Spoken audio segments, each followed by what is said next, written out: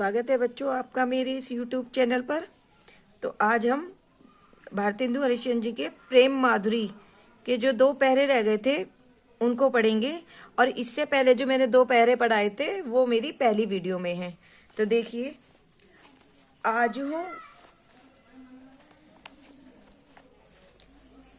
आजू लौजों न मिले तो कहा, हम तो तुमरे सब भांति कहावे।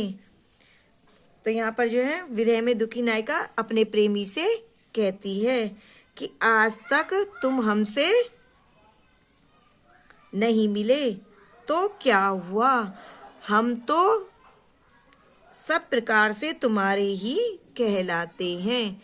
मेरो उरानो है कछु नाही, सबे फल अपने भाग को पावे। मेरो कोई भी उराना आपको नहीं है, क्योंकि सभी को अपने अपने भाग के अनुसार फल को प्राप्त होता है। जो हरिचंद भई सो भई, अब प्राण चले चाहे तासो सुनावे। जो हरिचंद मतलब जो कुछ होना था वो हो चुका, अब तो हमारे प्राण निकलने ही वाले हैं, इसलिए हम आपको सुना रहे हैं। प्यारे जू है जग की यह रीति, विदा के समय सब कंठ लगावे। तो हे प्रियतम, इस संसार की यही रीति है कि अंतिम विदाई के समय तो सभी अपने गले से लगाया करते हैं। तो क्या कह रही है, उनके कहने का मतलब है कि अब तो आप हमें यहाँ आकर अपने गले से लगा लीजिए।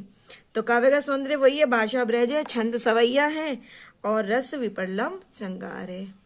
अब अगला देखिए, ये मोस्ट है, इसके प्रश्न मैं कुछ बता दूंगी और कुछ आप लोग मेरे को जो है कमेंट्स में लिख के बताएंगे।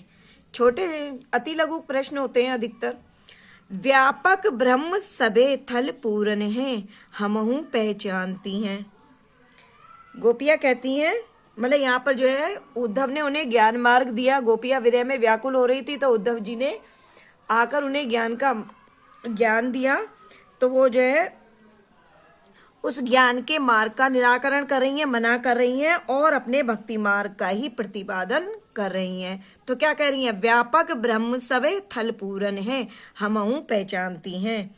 तो गोपियां कहती है कि हम परमात्मा के सर्वव्यापकता के विषय में जानती हैं। हम यह भी जानते हैं कि क्या है कि परमात्मा सबे थल पूरन है, मतलब सब जो है जल थल आदि सभी जगह विद्यमान है।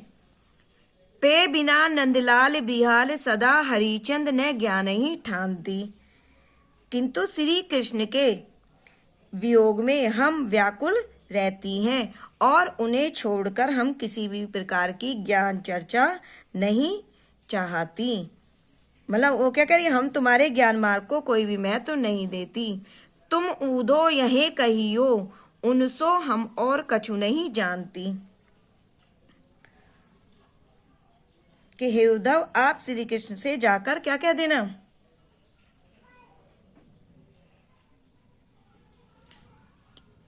कि हम गोपियां और कुछ नहीं जानती। पिए प्यारे तिहारे निहारे, बिना अखियां दुखियां नहीं मानती। हमारी ये दुखियां आंखें जो है श्री कृष्ण के दर्शनों के अतिरिक्त और कुछ स्वीकार नहीं करती। अभी इसमें काव्य का सौंदर्य वही है, छंद भाषा ब्रज है, रस श्रृंगार रस है, छंद सवैया है, अलंकार अनुप्रास है। और इसमें वो देखिए आप इसके प्रश्न देख लीजिए, प्रश्न किस तरह आते हैं। देखो ये पहला प्रश्न देखिए, गोपियां भली प्रकार से क्या जानती हैं। गोपियां भली प्रकार से क्या जानती हैं, तो उत्तर क्या आएगा इसका, गोपियां भली प्रकार से यह जानती हैं कि परमात्मा सर्वव्यापक है। सर्वव्यापक मतलब वो जल थल आदि सभी स्थानों पर विराजमान है।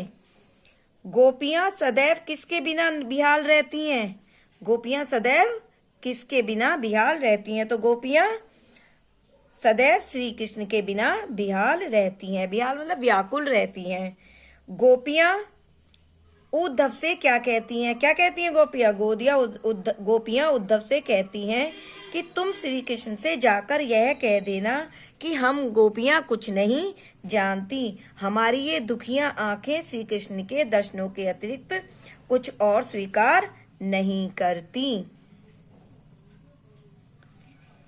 कवि ने ब्रह्म का स्वरूप किस प्रकार व्यक्त किया है? कवि ने ब्रह्म का स्वरूप किस प्रकार व्यक्त किया है? तो कवि ने ब्रह्म का स्वरूप इस प्रकार व्यक्त किया है कि वह वह सर्वव्यापक है, अर्थात वह सारे जल थल को अपने में व्याप्त किए हुए है। अब ये आप मुझे कमेंट्स में लिख के बताएंगे इन प्रश्नों के उत्तर। देखिए, जैसे गोपियों का दुख क्या है? गोपियों का दुख क्या है? और दूसरा है सर्वव्यापक कौन है?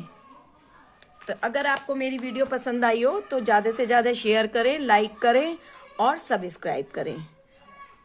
धन्यवाद।